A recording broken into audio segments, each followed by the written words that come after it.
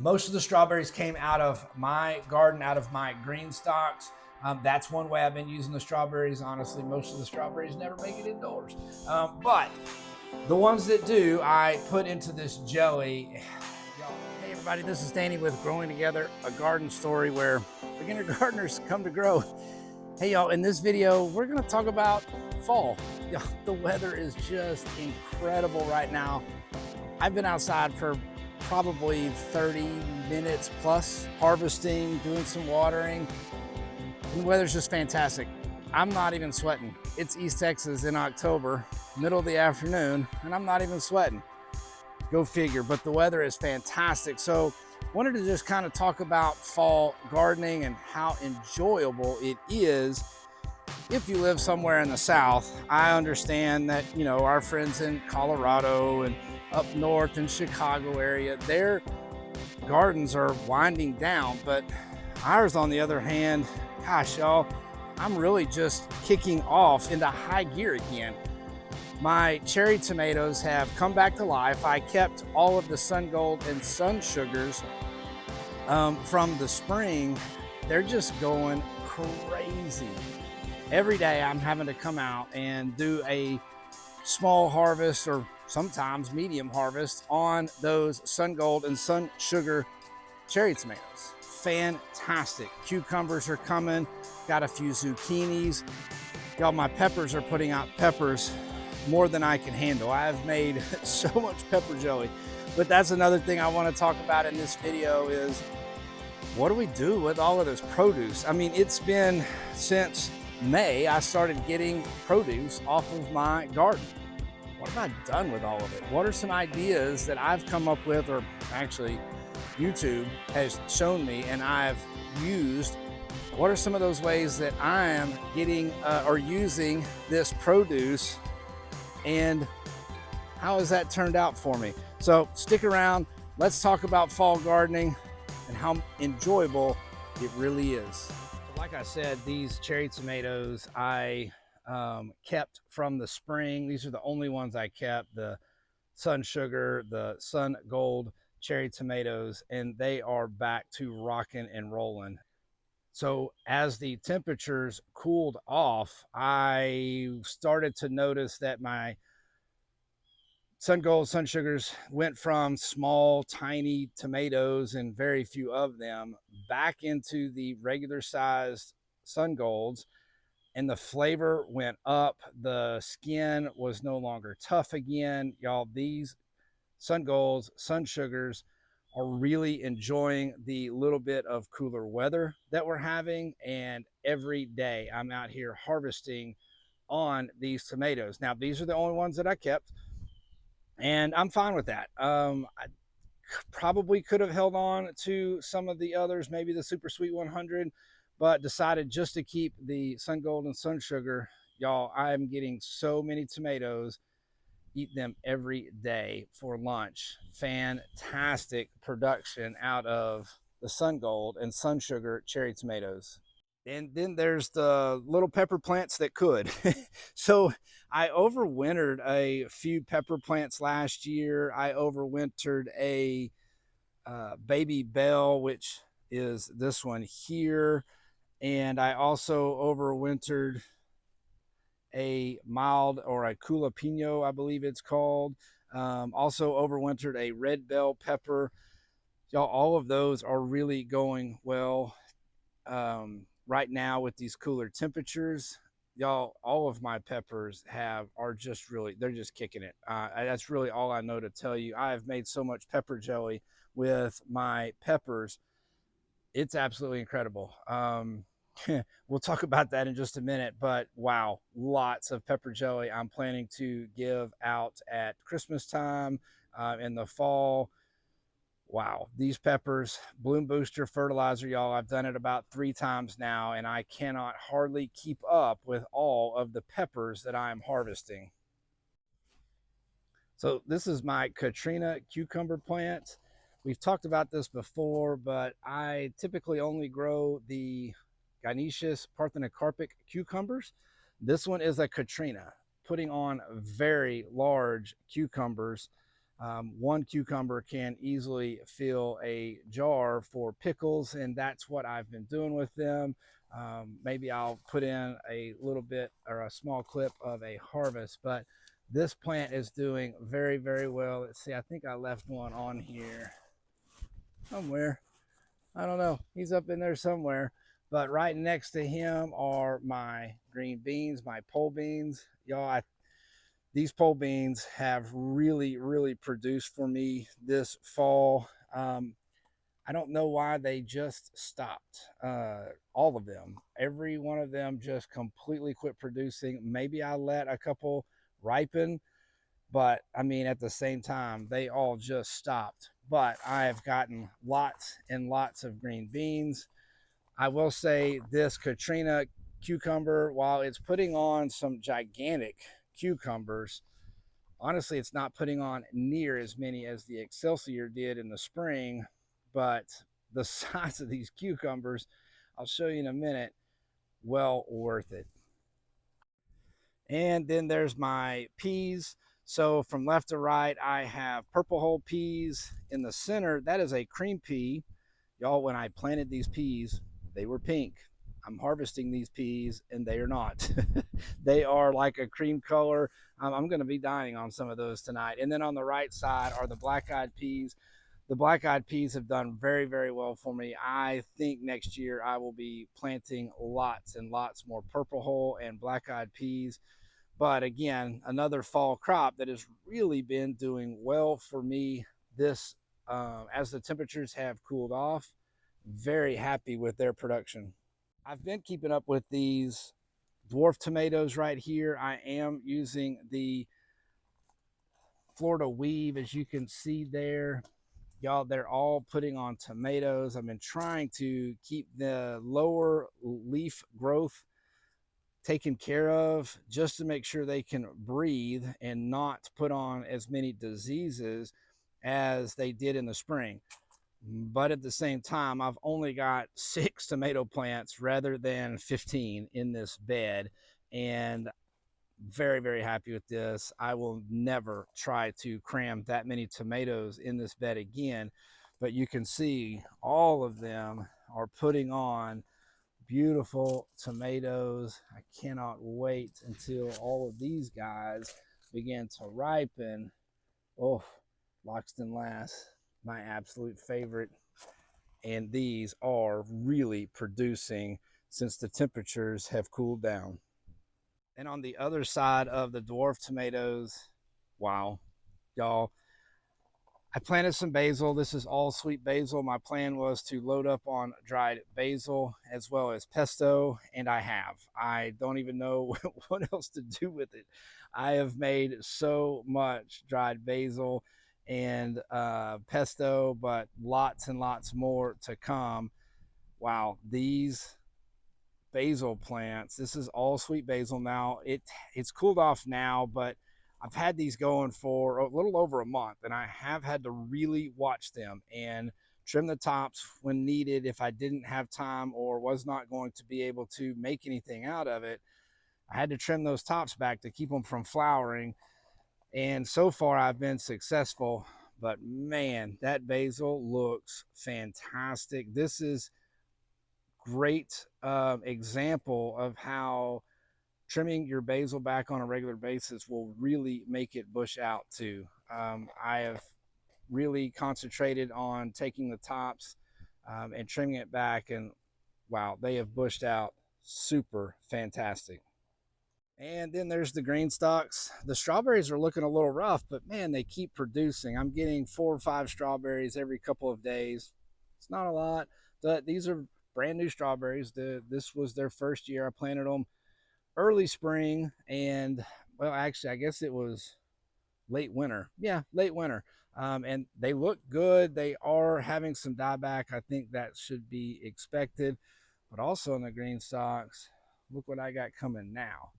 This is some choy. I don't remember if this is bok choy. I think that's bok choy right there. Some purple choy down here, y'all. This is what I love to eat in my salads, and I'm getting excited as my greens are coming on. But the green stalks have done very well for me this year. I am looking to find a way to better or more easily water these guys. Um, Pouring water in them every day during the summer got a little old. So I'm going to try to figure out a way that I can automate that. But really happy with these green stalks. Really looking forward to what these strawberries are going to do for me in their second year. Okay, so let's talk about some things that we can do with all of the produce that we're producing in our garden besides give it away. And I've given a lot away. Between my neighbors who love tomatoes as much as I do, I've given my neighbors lots of tomatoes. I have some friends at work that absolutely love peppers, and so I continually take peppers out to work, whether they're hot or mild or whatever. They just love them. I'm producing so many peppers I really can't use them all. And so I want to make sure they get eaten. And obviously, I take them out to work. They get well taken care of out there. The cherry tomatoes, y'all, I eat these every day. Every day I eat those for lunch, whether they be in a salad or maybe I just eat them cold out of the refrigerator. Absolutely love those. But those are things that I do as far as fresh. What do I do with some of the produce? What do I make with that? Well, here, pepper jelly. Lots and lots of pepper jelly. I am using a recipe from a video, Chad with Down Home Backyard Gardening. I'll try to leave a link to the video in the description if I can remember. But Chad's video is so good. He explains it so well every step of the way, what you should do to make the pepper jelly, the ingredients, when to do what, when not to do what, don't touch your face. All of that is in Chad's video, and it's a fantastic video. I've made, I don't know, 4 or 5 rounds of pepper jelly, and I pull up that video every single time because he's so good at stepping you through everything that you need to do. So if you're looking to make pepper jelly, go check out Chad's video. I'll leave it in the description. I've made a couple of changes, nothing big at all. Honestly, what I do is I double the recipe. I've had so many peppers, I just go ahead and double the recipe, everything, ingredients and all. But this last round, in fact, this round of jelly right here, I added strawberries. Wow. Most of the strawberries came out of my garden, out of my green stalks. That's one way I've been using the strawberries. Honestly, most of the strawberries never make it indoors. But the ones that do, I put into this jelly. Y'all, it's fantastic. So much, or so very good. What I did, I think the recipe calls for 12 ounces of peppers. Obviously, I'm doing a double batch, so I need 24. But instead of 24 ounces of peppers, I went with about 18 ounces and finished out the other 6 ounces with strawberries. Fantastic. Absolutely love this jelly. I highly recommend if you've got peppers, even if you've got some peppers, make some pepper jelly. This stuff is fantastic on biscuits, over cream cheese with crackers. Oh my goodness, so very good. So the next thing is, man, it's simple. This is pepper sauce. I've got lots of shishito peppers, pepperoncini peppers. They're perfect for this. I'm pickling some of the pepperoncinis for different meals, but with the shishitos, y'all, all this is a bottle. I found it on Amazon. It's got a nice lid. I haven't put the little shrinky dink sheath over the top yet. All you do is you put your shishito peppers in here. Actually, I got a little habanero in there, but you put those in and you pour white distilled vinegar, the 5% vinegar that you get on the baking aisle. That's it. That's all there is to it. Let this sit for about 2 or 3 weeks and it's fantastic. Put it over anything. I like it on spaghetti, but meatloaf, any of those types of meals, you can put this pepper sauce on. Love it. So very good. The cherry peppers. What you saw me pick some cherry peppers out there, I think maybe. I've been using these and pickling them. again, this is just something else that I eat for lunch every single day. I absolutely love pickled cherry peppers. I finally got my recipe right. Honestly, I use the recipe that I'm using for my pickles now. I'll talk about that in just a second. Well, right now, in fact, because that's next. So, pickles. I've been making lots of pickles. My son-in-law absolutely loves pickles, and so he's taking lots of pickles home. I made lots. This summer, my first cucumber plant was an Excelsior cucumber plant again, Gynoecius parthenocarpic. It put on lots and lots of pickling size cucumbers. They were very crisp, delicious cucumbers. This fall, I'm trying a little different one. This is a Katrina. Huge, huge cucumbers. Y'all, this cucumber will fill up 1.5 of these jars, cut into slices. They're very good. Maybe not as crisp as the Excelsior, but they're gigantic. And to be honest with you, I could have let both of these go a little bit longer, but decided to go ahead and harvest them because I'm going to be putting those up as pickles. But the pickle recipe I got off of Lazy Dog Farm website. What they do is they soak them overnight in some pickling salt. Y'all, I don't know how it works, but it does. That's just all I know to tell you is it does. When you rinse those cucumbers off, when you take them out of the refrigerator the next morning after soaking in that pickling salt, y'all, they're like rubber. Somehow, when you pickle them, they come out with the best crunch that you can imagine. They are so, so good. I will try to leave that description in the description. I will try to leave that link to that recipe in the description as well. Y'all check it out. It's a great recipe. Really, really enjoying all of my pickles. This is salsa.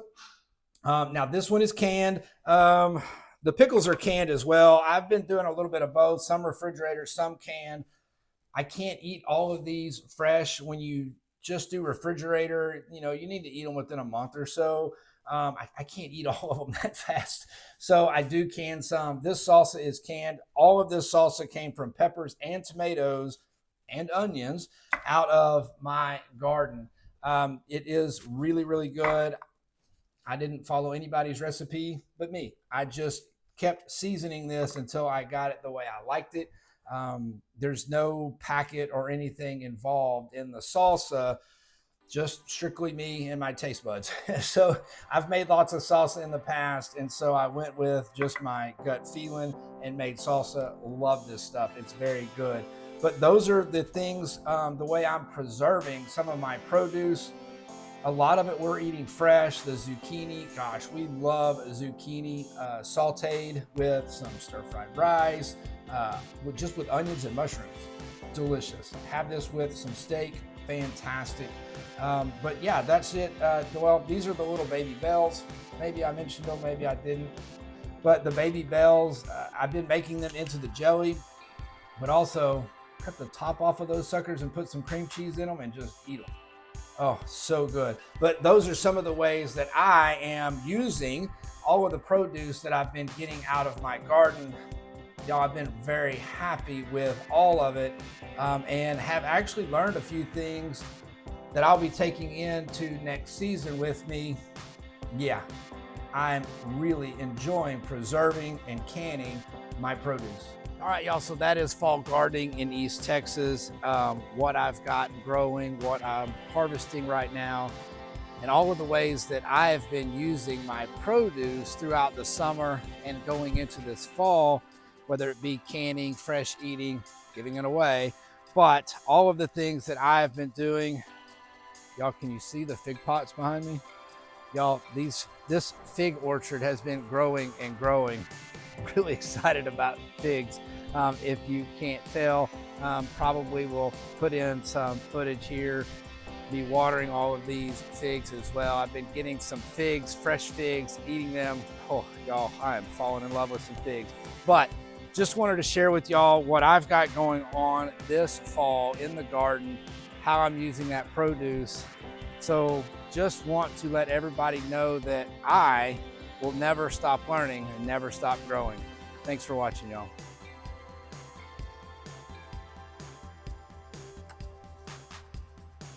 And my orchard's looking good. Peppers are kicking it. Tomatoes rocking it. Man, this weather is fantastic.